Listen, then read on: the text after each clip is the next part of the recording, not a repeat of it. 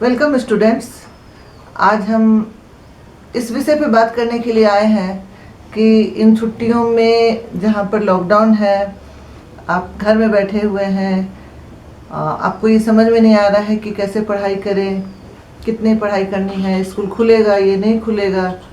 तो इस चक्कर में आपको नहीं पढ़ना है कि स्कूल खुलेगा कि नहीं खुलेगा और किस तरह से पढ़ाई करनी है।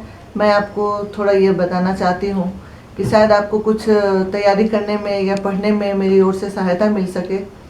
ऑनलाइन क्लासेस भी हो रही हैं, चैनल पे हो रही हैं। तो सबसे पहले आपको एक प्लान करना होगा कि आपको कोर्स कंप्लीट करना है। मान लीजिए कि आपको प्रमोशन मिल जाता है कि आपको इस साल जो है परीक्षा देना नहीं पड़ेगा और अगले क्लास में आप प्रमोट हो जाते हैं। पर प्रमोट होने के बाद अगली क्लास में जब आप ज्वाइन करेंगे तो उसके लायक आपको अपने आप को पहले बनाना होगा, उसके लिए तो तैयारी करनी होगी।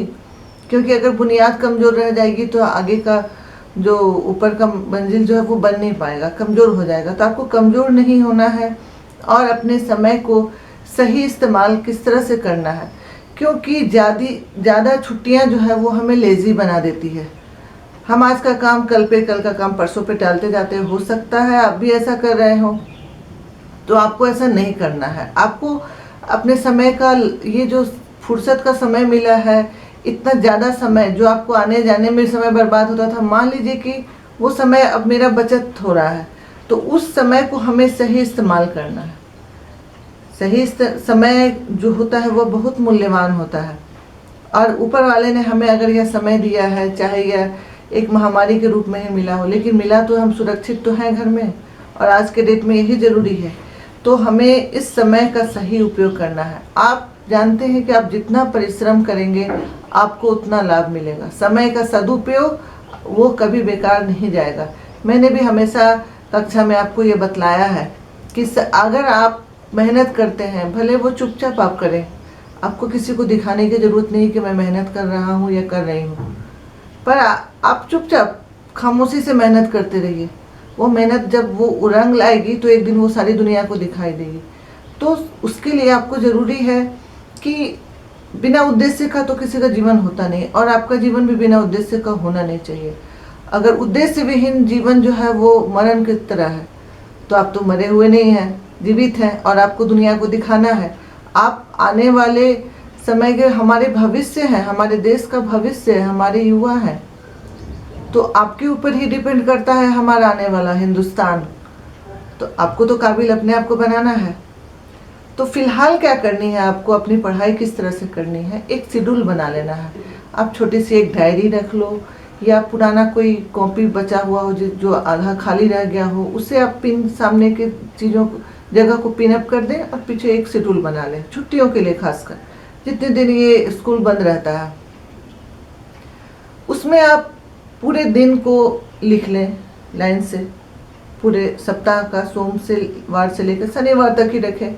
संडे को जाने देते हैं, संडे को थोड़ा आज़ादी रखते हैं कि जो मन करेगा वो बाकी चीज़ें हम करेंगे। तो उसमें हर रोज़ आपको एक एक विषय के लिए 1 घंटा ही रखना काफ़ी होगा।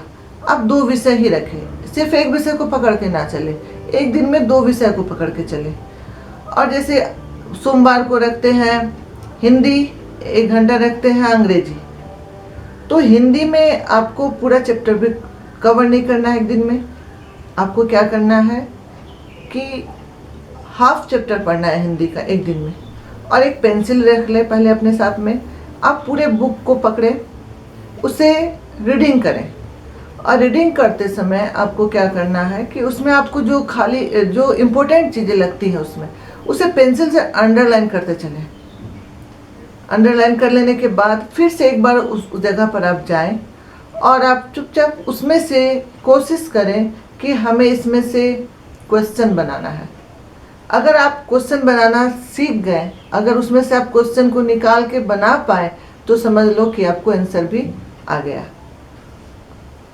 ये कहीं हो ना हो, ये मैंने अपने जीवन में भी इसे अप्लाई किया है। इसलिए मैं चाहती हूँ कि मुझे जो मालूम है कि तैयारी किस तरह से करनी चाहिए, वो मैं आपको बताना चाहती हूँ, शेयर कर रही हूँ। आप एक बार कोशिश करके देखो तो सही। तो इस तरह से आपको क्वेश्चन बनाना है, आप क्वेश्चन बना लिए, समझिए आपको आंसर आ गया। अब आप थोड़ी देर का अपना ब्रेक लें, आधा घंटा का ब्रेक रखें।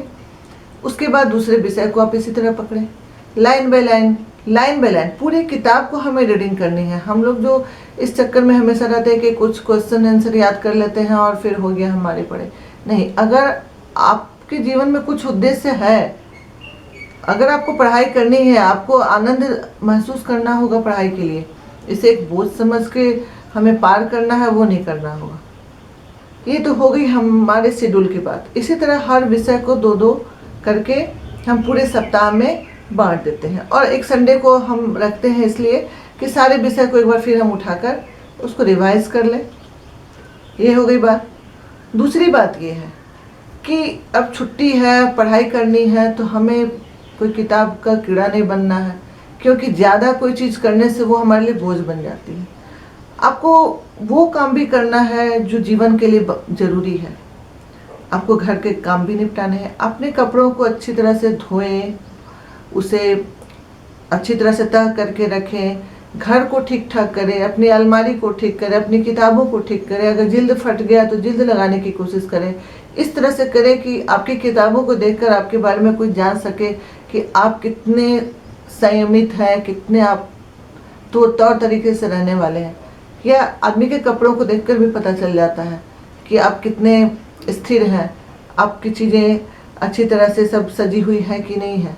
तो आपको वो काम भी करना है। आपको घर में थोड़ी माँ की हेल्प भी करनी है, थोड़ा घर की सफाई भी करनी है, चाहे वो लड़के हो या लड़कियां हो। ये किसी एक के लिए ये बात नहीं है, ये सभी के लिए है। हमारे लिए आज के डेट में सभी के लिए ज़रूरी है कि लड़के भी किचन का काम जाने और लड़कियां भी बाकी काम जो हार्ड वर्क है, जो जिसमें ताकत की ज़रूरत होती है, कहते हैं लड़के कर सकते हैं, वो लड़कियों को भी करना है। तो हर वो काम आगे बढ़ कर करें। आप जितना काम करते हैं, जितनी मेहनत करते हैं, वो आपका बेकार नहीं जाएगा, चाहे वो आप घर के काम ही क्यों ना कर रहे हो। ये मेरा अपना जीवन अनुभव है, क्योंकि अगर हम हर काम कर रहे हैं तो हर काम सीख रहे हैं, और ज़्यादा ज्ञान हमारे अंदर कॉन्फिडेंस लाता है, और यह कॉन्फिडेंस ही हमें जीवन में हमारे लक्ष्य को पूरा करने में सहायता करता है। तो चलो खड़े हो जाओ, अभी से काम में लग जाओ, शेड्यूल बनाओ, एक अनुशासन बना लो, क्योंकि हर चीज़ को अगर हम शेड्यूल के हिसाब से करते हैं, उसे बांट लेते हैं, हमें ये काम इतने समय में करना है, ये काम इतने समय में करना, निपटा लेना है, तो हम उसके लिए जागृत रहते हैं कि हाँ हमें ये करना है। और अगर हम किसी काम को किसी सारणी में बनाती ही नहीं है, कोई टाइम ही नहीं है, हाँ पढ़ लेंगे जब फुर्सत होगा, पढ़ लेंगे, हाँ पढ़ लेंगे जब काम ये ख़त्म हो जाएगा, पढ़ लेंगे, तो इस तरह से ना वो काम ख़त्म होगा, ना आप पढ़ाई कर पाएंगे। और आपको घर के बाकी काम भी, मान लीजिए कि आपको कुछ गंदे बर्तन रखे, आपको धोना है, और आप 9 बजे का समय आपको पढ़ने का समय हो गया, तो ठीक है, उस दिन आप पहले आधे घंटे को एडजस्ट कर सकते हैं।